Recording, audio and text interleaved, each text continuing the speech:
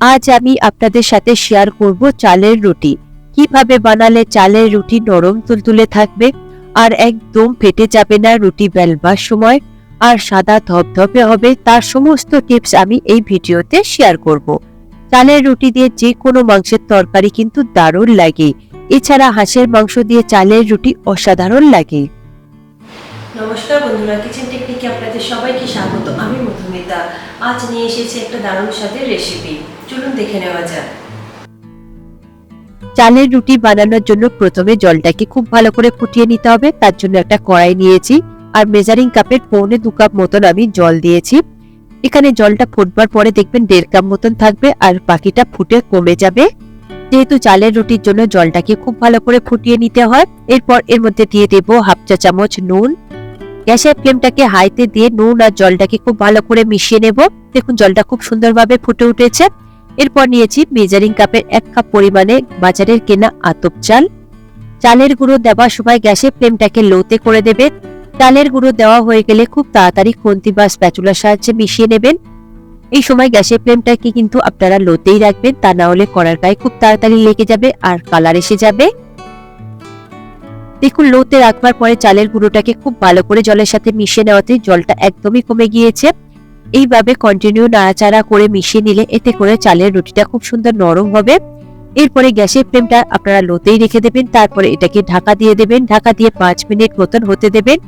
এইভাবে করলে চালের গুঁড়োটা খুব সুন্দরভাবে সিদ্ধ হয়ে যাবে আর চালের রুটিটা খুব সুন্দর নরম থাকবে।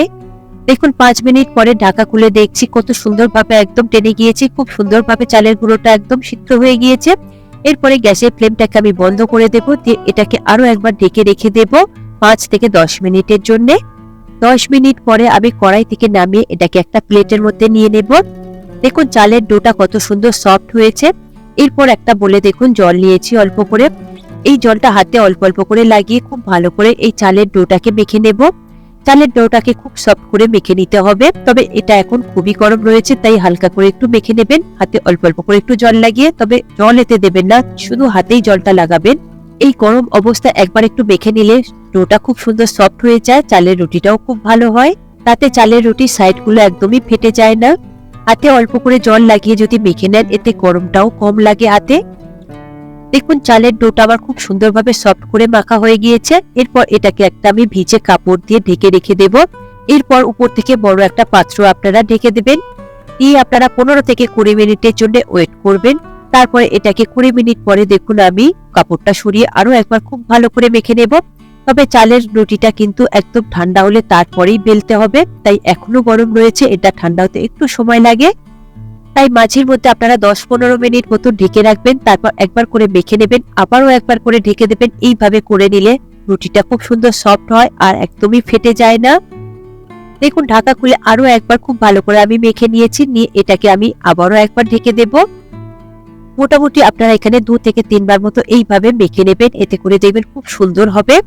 তবে ঢাকা খুলে কিংবা ফ্যানের হাওয়াতে আপনারা এই ডোটাকে ঠান্ডা করবেন না, তাহলে রুটিটা একদমই ভালো হবে না আর শক্ত হয়ে যাবে, রুটিটা বেলা যাবে না, এতে করে ফেটে যাবে। রুটিটাকে ঢাকা দিয়ে এইভাবেই ঠান্ডা করতে হবে, রুম টেম্পারেচারে আনতে হবে। তবেই কিন্তু রুটিটা খুব সুন্দর নরম হবে আর খুব সুন্দর খেতে লাগবে। ফাইনালি আমি ডোটাকে খুব ভালো করে মেখে নিচ্ছি। ডোটা আমার একদমই ঠান্ডা হয়ে গিয়েছে, রুম টেম্পারেচারে এসে গিয়েছে। ডোটাকে খুব সুন্দর করে দেখুন আমি সফট করে মেখে নেব। তারপরে এর থেকে আমি লেচি কেটে নেব। দেখুন সফট করে মাখা হয়ে গিয়েছে, কতটা সুন্দর সফট হয়েছে, দেখুন একদম স্মুথ হয়েছে।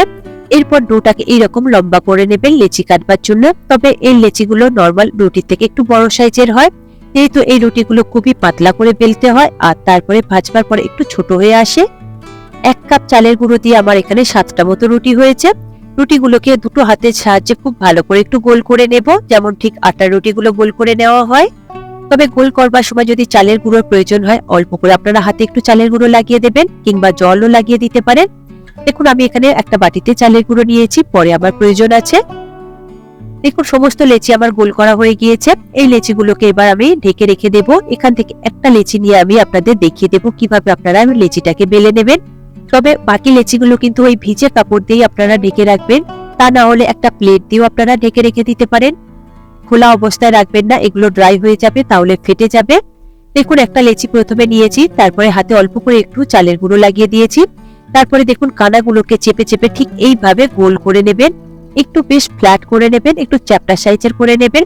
দেখুন আমি ঠিক যেভাবে করছি ঠিক সেইভাবে করে নেবেন। দেখুন আঙুলগুলোর সাহায্যে চেপে চেপে কানাগুলোকে এইভাবে মুড়ে দেবেন, এতে করে আর কিন্তু বেলবার সময় একদমই ফেটে যাবে না। আর দেখুন এইভাবে হাতের সাহায্যে একটু বড় সাইজের করে নিচ্ছি।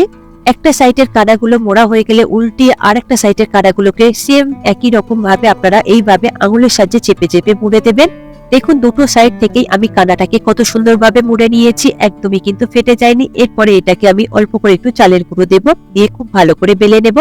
তবে বেলবার সময় আলতো হাতে বেলবেন, আর সাইডের এই কানাগুলো দিকে হালকা করে প্রেস করে বেলবেন, মাঝখানে একদমই প্রেস করবেন না, তাহলে রুটির কানাগুলো একদমই ফেটে যাবে। তাই কানার সাইডগুলোকে হালকা করে প্রেস করে এইভাবে বেলতে থাকবেন, আর একদমই পাতলা বেলবেন। যতটা সম্ভব আপনারা পাতলা করতে পারেন, যত পাতলা করবেন তাতে করে রুটিটা খেতে বেশি ভালো লাগবে। আর চালের গুঁড়ো একটু বেশি করে দিয়ে আপনারা বেলবেন, তাহলে দেখবেন রুটিটা খুব সুন্দরভাবে গোল হয়ে যাবে। আর দেখুন রুটির কানাগুলো একদমই ফেটে যায়নি, আর নরমাল রুটির থেকে অনেকটাই বড় হয়েছে সাইজে। আর কতটা পাতলা হয়েছে সেটা আমি আপনাদের দেখিয়ে দিলাম। দেখুন রুটির মধ্যে থেকে হাতটাকে দেখা যাচ্ছে, আর রুটির কানাগুলো দেখুন দেখিয়ে দিলাম কতটা পাতলা হয়েছে। এই রকমই পাতলা করে নেবেন। এরপর রুটির গায়ে যে এক্সট্রা চালের গুঁড়োগুলো লেগে রয়েছে সেগুলোকে খুব ভালো করে এইভাবে ঘষে ঘষে ঝেড়ে দেবেন, তা নাহলে কিন্তু ভাজবার সময় এই চালের গুঁড়োগুলো পুড়ে যাবে আর রুটিটা একদম লাল হয়ে যাবে। দেখুন একটা রুটি আমার বেলা হয়ে গিয়েছে, আমি একটা প্লেটের মধ্যে রেখে দিয়েছি। এরপর আরো একটা রুটি আমি আপনাদের বেলে দেখিয়ে দেব, তাতে আপনাদের বুঝতে সুবিধা হবে। প্রথমে একটা লেচি নেবেন, অল্প করে একটু চালের গুঁড়ো লাগিয়ে নেবেন। তারপর দুটো হাতের আঙুলের সাহায্যে দেখুন কানার উপরে একটা আঙুল রাখবেন, এইভাবে চেপে চেপে দেবেন আর ঘুরিয়ে ঘুরিয়ে দেবেন, তাতে লেচিটা বড় হয়ে যাবে আর কানাগুলো খুব সুন্দরভাবে মুড়ে যাবে। একটা সাইড এইভাবে মোড়া হয়ে গেলে উল্টো সাইডটা করে ঠিক একই রকম ভাবে ঘুরিয়ে ঘুরিয়ে এইভাবে মুড়ে নেবেন কানাটাকে, দেখবেন বেলবার সময় একদমই ফেটে যাবে না। দেখুন দুটো সাইডের কানাগুলো একদমই মোড়া হয়ে গিয়েছে। এরপরে আমি এটাকে বেলে নেব। উপর থেকে আমি বেশ কিছুটা চালের গুঁড়ো দিয়েছি। চালের গুঁড়ো আপনারা বেশি দিয়ে বেলবেন, তাতে চালের গুঁড়ো দিলে রুটিটা খুব সুন্দরভাবে বেলা যাবে, ছিঁড়ে যাবে না বা ফেটেও যাবে না। এরপর বেলন বাড়ির সাহায্যে রুটির কানার সাইডগুলোকে হালকা করে চাপ দিয়ে বেলে নেবেন খুব ভালোভাবে। তবে মাঝখানে পুরো চাপ দেবেন না, তাহলে কিন্তু রুটিটা একদমই ফেটে যাবে বেলবার সময়। তাই কানা থেকে একটু চেপে চেপে বেলবেন, দেখবেন ফাটবে না একদমই। তবে খুব বেশি চেপে করবেন না, এটা খুবই নরম হয়। তাই হালকা করে একটু চাপ দিয়ে দিয়ে কানা সাইড থেকে একটু প্রেস করতে করতে বেলবেন, এতে করে খুব সুন্দর হয়ে যাবে। দেখুন আরো একটা রুটি আমার বেলা হয়ে গিয়েছে। এরপর এক্সট্রা যে চালের গুঁড়োগুলো রুটির গায়ে লেগে রয়েছে সেটাকে খুব ভালো করে ঝেড়ে ফেলে দেবেন, তারপরে এটাকে ভেজে নেবেন। সবকটা চালের রুটি একই রকম পদ্ধতিতে আপনারা বেলে নেবেন। দেখুন আমার সবকটা চালের রুটি বেলা হয়ে গিয়েছে, একটা প্লেটের মধ্যে রেখে দিয়েছি। চালের রুটিগুলো সবগুলো একসঙ্গেই আপনারা বেলে নেবেন, তারপরেই ভেজে নেবেন। একটা করে বেলে একটা করে ভাজবার কোনো প্রয়োজন নেই, এখানে সবগুলো একসঙ্গে বেলে রাখবার পরে খুব সহজেই ভাজা যায়। রুটিগুলো ভাজবার জন্য আমি একটা লোহার তাওয়া নিয়েছি, তাওয়াটাকে খুব ভালো করে গরম করে নিয়েছি। গরম হয়ে যাওয়ার পরে গ্যাসের ফ্লেমটাকে আপনারা লো টু মিডিয়ামে দিয়ে দেবেন। তারপরে একটা চালের রুটি আপনারা দিয়ে দেবেন। একটা সাইড হালকা একটু ভাজা হয়ে গেলে এটাকে উল্টে দেবেন, তবে প্রয়োজন হলে গ্যাসের ফ্লেমটাকে আপনারা লোতে করে দেবেন। দেখুন একটা সাইড ভাজা হয়ে গিয়েছে, উল্টে দিয়ে আমি বেশ ভালো করে ভেজে নিয়েছি। রুটিগুলো কিন্তু খুব সুন্দরভাবে ফুলে উঠবে। তারপরে দেখুন একটা কিচেন টাওয়াল দিয়ে হালকা করে একটু চেপে চেপে দিচ্ছি, এতে করে খুব সুন্দরভাবে ফুলে যাবে। গ্যাসের ফ্লেমটাকে একদমই হাইতে দেবেন না, তাহলে কিন্তু রুটিগুলো শক্ত হয়ে যাবে আর মরমরে হয়ে যাবে, আর রুটিগুলো দেখবে লাল লাল ভাজা ভাজা দাগ হয়ে যাবে। দেখুন রুটিটা কত সুন্দরভাবে ফুলে গিয়েছে। ফুলে গেলেই আপনারা রুটিটাকে একবার উল্টে দিয়ে তারপরে সঙ্গে সঙ্গে নামিয়ে নেবেন, এর থেকে বেশি আর ভাজবার প্রয়োজন নেই। রুটিগুলো ভাজতে কিন্তু খুব একটা বেশি সময় লাগে না। একটা রুটি ভাজা হয়ে গেলে চাটুটাকে খুব ভালো করে পরিষ্কার করে নেবেন। চালের গুঁড়োগুলো যদি লেগে থাকে তাহলে রুটিগুলো খুব তাড়াতাড়ি পুড়ে যাবে। দেখুন আমি পরিষ্কার করে নিয়েছি। তারপরে আরো একটা রুটি আমি দিয়ে দিলাম। দেওয়ার পরে গ্যাসের ফ্লেমটাকে মিডিয়ামে রেখে উল্টে পাল্টে খুব ভালো করে আমি ভেজে নিয়েছি। তবে খুব বেশি উল্টানোর প্রয়োজন নেই, তাহলে কিন্তু খুন্তির চাপে কিন্তু এগুলো ছিঁড়ে যাবে, তখন আর ফুলবে না। তারপরে একটা কাপড় দিয়ে এইরকম হালকা করে একটু চেপে দেবেন, দেখবেন খুব সুন্দরভাবে ফুলে উঠবে। দেখুন রুটিটা আমার খুব সুন্দরভাবে ফুলে গিয়েছে। ফোলার সাথে সাথে আমি রুটিটাকে তুলে নেব, তা না হলে রুটিটা শক্ত হয়ে যাবে আর লাল লাল হয়ে যাবে, ভাজা দাগ হয়ে যাবে। দেখুন আমার সমস্ত রুটি আমি এইভাবে ভেজে নেব। প্রতিটা রুটি ভাজবার পরে আপনারা চাটুটাকে খুব ভালো করে পরিষ্কার করে নেবেন, ঝেড়ে নেবেন, তা না হলে কিন্তু রুটিগুলো ভালো করে ভাজা যাবে না, লাল লাল হয়ে যাবে আর পোড়া পোড়া দাগ হয়ে যাবে। দেখুন রুটিগুলো কতটা সুন্দর সাদা ধবধবে হয়েছে। এরপর রুটিগুলো আমি একটা প্লেটের মধ্যে দেখুন পরিবেশন করে নিয়েছি। তার সঙ্গে নিয়েছি দেশি চিকেন কষা।